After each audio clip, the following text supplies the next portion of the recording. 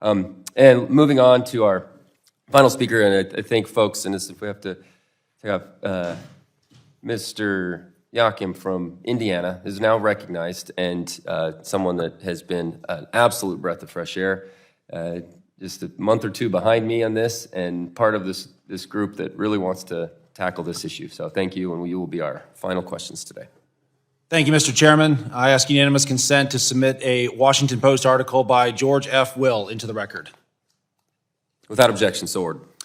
Thank you to our witnesses for being here today, to both of our former U.S. senators, to our current member, who happens to be my assigned mentor in Congress. Mr. Womack, I could not have asked for a better one. Thank you. And to our former member as well. I also have a few of my constituents who are here. Thanks for being here today. Our federal debt currently stands at over $33.5 trillion. That equates to a debt to GDP ratio of 124%. No one can look at these numbers and believe that the fiscal state of our nation is sound. These spending habits have led to serious economic problems, including inflation at a 40-year high under the Biden administration. This has made it much harder for the Hoosiers that I represent and for all Americans to provide for their families and plan for the future. Like many of us, I came to Washington to help build a better future for my constituents. But passing policies that consistently increase government spending is not building a better future. I fully support establishing a fiscal commission, but we need to carefully design it so that we don't actually do nothing, but we actually change this nation in the course of our fiscal stability. The last thing we need is another report outlining the problem while failing to make any tangible changes. We know what the problem is. The federal government spends too much money without regard to our national debt. Our fiscal house is not in order. And at a time of nearly $2 trillion in annual deficits, it's continuing to get worse. We need to restore fiscal responsibility immediately. Each of you served on one of the previous commissions aimed at taking control of our spending and restoring fiscal responsibility. My question is this: in your experience, what were the biggest hurdles that you faced in implementing the recommendations of previous commissions, and what would you recommend that we do differently to ensure that the commission's recommendations actually become law? I'd like to start with my House mentor, Mr. Womack. Well, you raise a good question, and as I've said a couple of times in my testimony here today, the challenge with Congress is that we create commissions and we create task forces and we look at problem sets and we develop potential solutions, and then there's no real mechanism to give them the force of law. And so as a result of those, we look at them, they become shiny objects, and we acknowledge and brag about our great work, and it goes into our resume, but it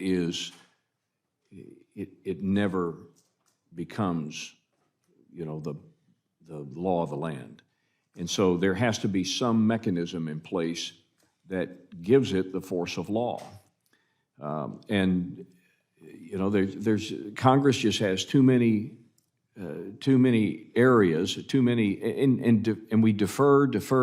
We defer past milestones. We defer past holidays. We defer past elections. We defer.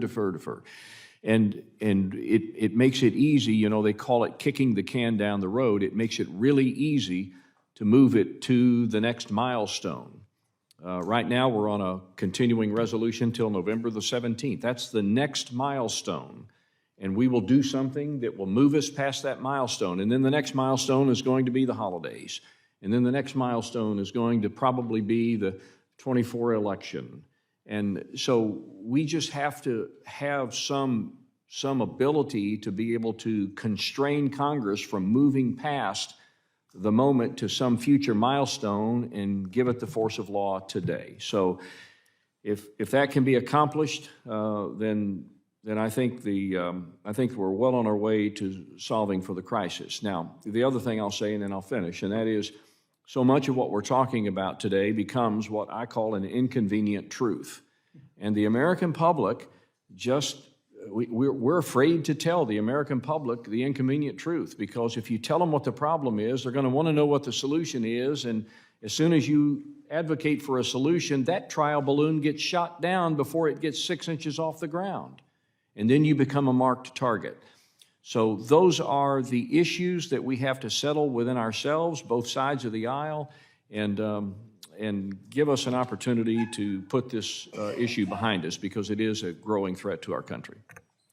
Thank you, Congressman Womack. And Senator Portman, same question. What would you recommend that we do differently to ensure that the next commission that's set up actually makes recommendations that become law? Yeah, good question. By the way, I appreciate your comments on not just laying out a problem, but actually coming up with a solution.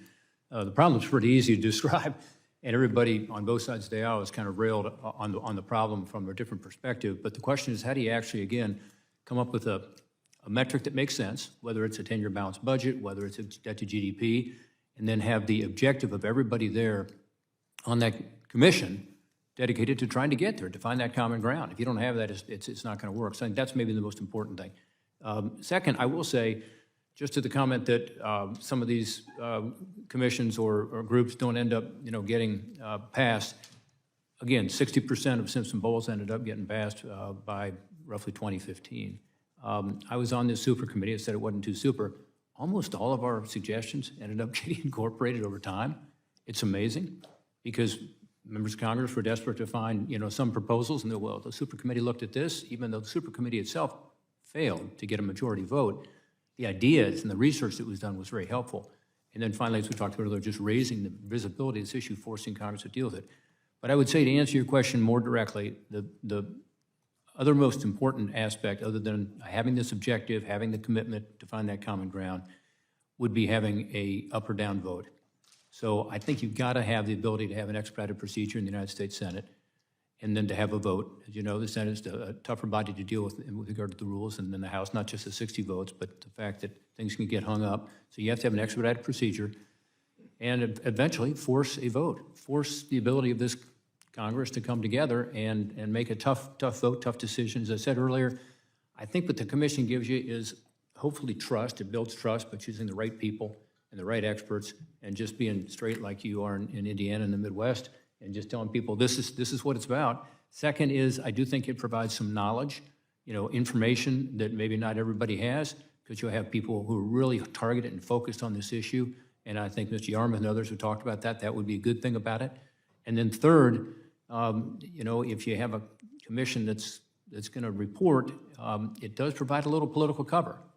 And people say, well, maybe, we don't need political cover in here. Well, obviously we do, because, nothing else has worked. And the cover is, hey, this isn't perfect, not what I would have done exactly, but on the other hand, $33 trillion. Your 4 boys, your kids and grandkids. I mean, this is something that, we have to suck it up and do the right thing for the country. So I think those are the ingredients for success. Thank you, Senator Portman. And Mr. Chairman, thank you for chairing this committee hearing today on the biggest domestic. Mr. Yakym, could I interject one thing? Please. When this whole discussion about the budget process, this whole discussion about the debt commission, this whole discussion about the fiscal condition of our country, and back to your question about what we can do to put some teeth into it and to constrain Congress, it reminds me of the cab drive I had in Cairo, Egypt, when I was deployed back in 2002, right after 9/11.